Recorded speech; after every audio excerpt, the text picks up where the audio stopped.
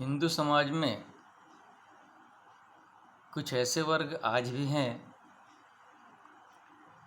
जिनको हिंदू कहने में बहुत छोटापन लगता है। या तो वो जानते नहीं कि हिंदू क्या है,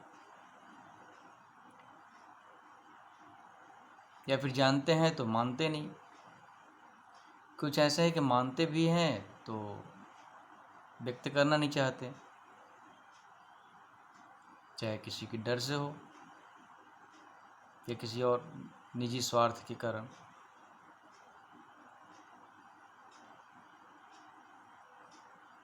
जब हम हिंदुत्व की बात करते हैं कि हम सभी भारत में रहने वाले सभी हिंदू हैं, सनातन धर्मी है, सनातन जो चली आ रही परंपरा, हमारी जो संस्कृति है वो हिंदुत्व संस्कृति है।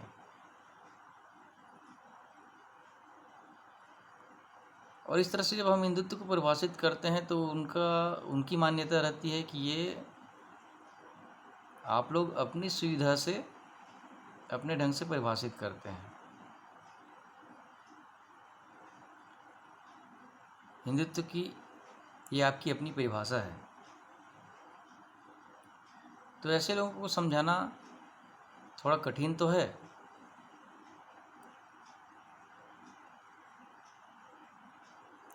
इसका कारण, इसके हमको मूल कारण में जाना पड़ेगा।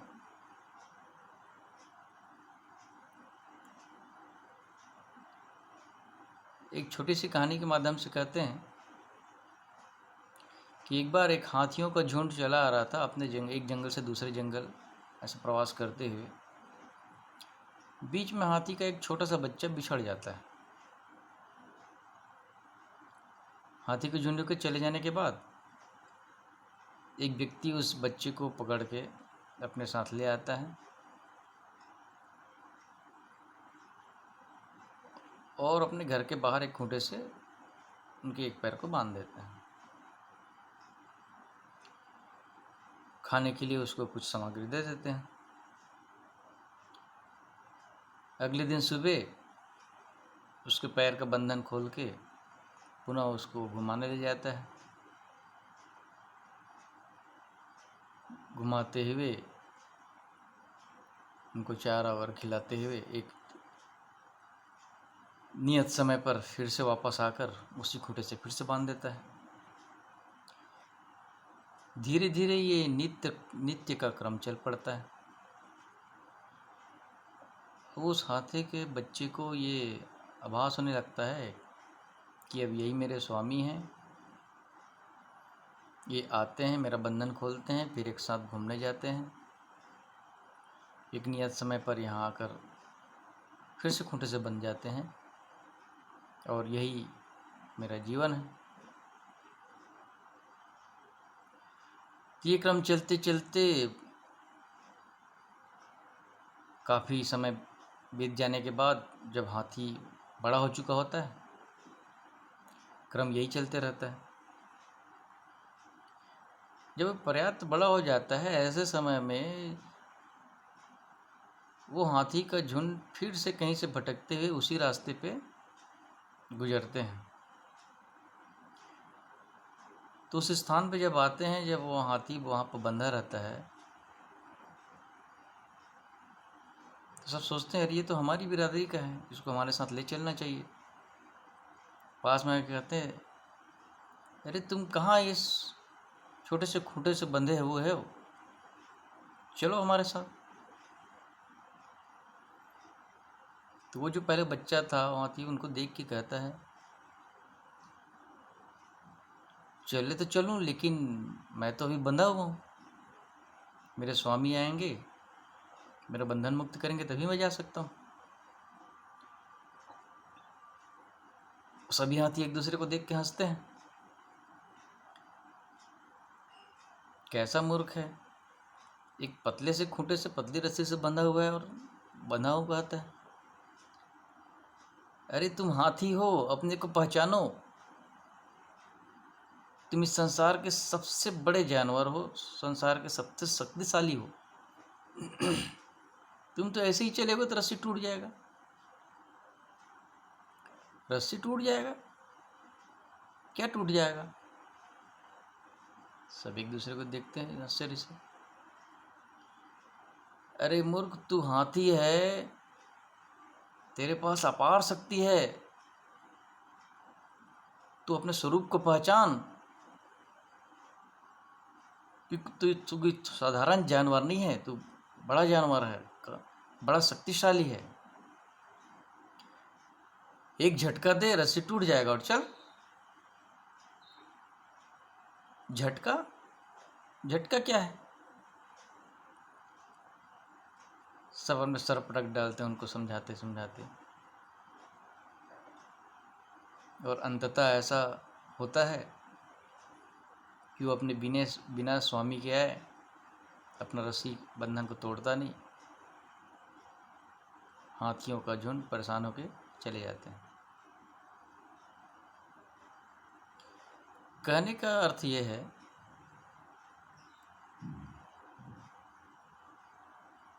हमारा देश हजारों वर्षों से संघर्षरत रहा है। 712 ईस्वी पे जब प्रथम आक्रमण होता है, उसके बाद से, और मूल रूप से 1001 तक आक्रमण होते रहे, लेकिन वो केवल लुटेरे रहे। 1001 के बाद जब महमूद गजनवी आया, उसके बाद से वो लूटने के क्रम के साथ साथ वो हिंदुत्व संस्कृति को अपनी संस्कृति से एकदम विरुद्ध पाया, तो अपनी मुस्लिम संस्कृति को थोपने के लिए काम करने लग गया। तब तक लोगों को ये आभास तो था नहीं, लोग यही समझते रहे कि लुटेरे आते हैं, लूटते हैं, चले जाते हैं, या जो रुक भी जाते हैं वो यहीं आत्मसात हो जाते हैं, यहाँ की संस्कृति से प्रभावित होकर यहीं मिल जाते हैं, तो इनके साथ भी ऐसी होगा। लेकिन इनकी क्रूरता इतनी बढ़ते जाती है कि एक समय ऐसा आता है कि लोगों को हिंदू कहाना अपने अपने एक पाप लगने लगता है। हिंदू कहाना माने अपने जीवन का बलिदान करना।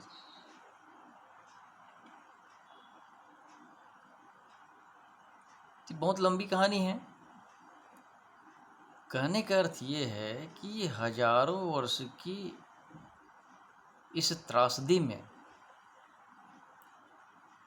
लोग अपने हिंदुत्व भाव को भूल गए।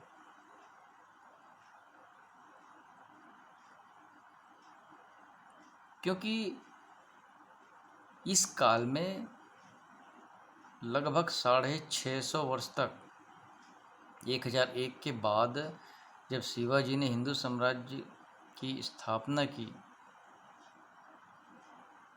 1647 ईस्वी, इस तक लगभग 650 वर्ष तक भारत में कोई हिंदू राजा नहीं हुए।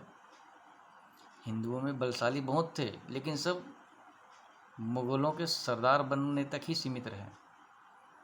प्रयास भी काफ़ी सब ने किया, लेकिन सफल नहीं हुए। 650 वर्षों के बाद एकमात्र शिवाजी महाराज इसमें सफल हुए। उसके बाद क्रम चलते रहा, फिर अंग्रेज भी आए, उन्होंने लंबे समय तक शासन किया। तो मुगलों की गुलामी, फिर अंग्रेजों के अधीन रहते, हिंदुत्व में इतनी विकृतिपन आया, हिंदुओं में इतनी मतलब अपने हिंदूपन के प्रति भुलावा हो गया। वो हिंदुओं की शक्ति को दूर, हिंदू संस्कृति को ही भूलने लगे। और जब एक लंबी पीढ़ी ऐसे हो जाती है तो पीढ़ी दर पीढ़ी जो ज्ञान मिलना चाहिए उसका एक अभाव हो जाता है। इसलिए अब तो ऐसे वर्ग हैं कि वो कभी राम हुए थे ये भी नहीं मानते, राम सेतु को झुठलाते हैं। इसको भी जब नासा या बाहर के लोग जब प्रमाणित करते हैं तब हम मानते हैं हाँ वैज्ञानिक सिद्ध कर रहे हैं इसलिए हाँ ऐसा हुआ था। तो ऐसी काफ़ी सारी ऐसी बातें हैं। कुछ वामपंथी विचारधारा के लोग भी हैं जो नहीं चाहते कि भारत एक रहे। तो ऐसे वर्गों को हम कितना भी कहें कि आप हिंदू हो, हिंदू की शक्ति पहचानो, हम सनातन धर्मी हैं, जब पाश्चात्य जगत कपड़े पहनना भी ठीक से नहीं जानते थे तब से हमारा अस्तित्व है, लाखों पुरानी वर्षों परंपरा है।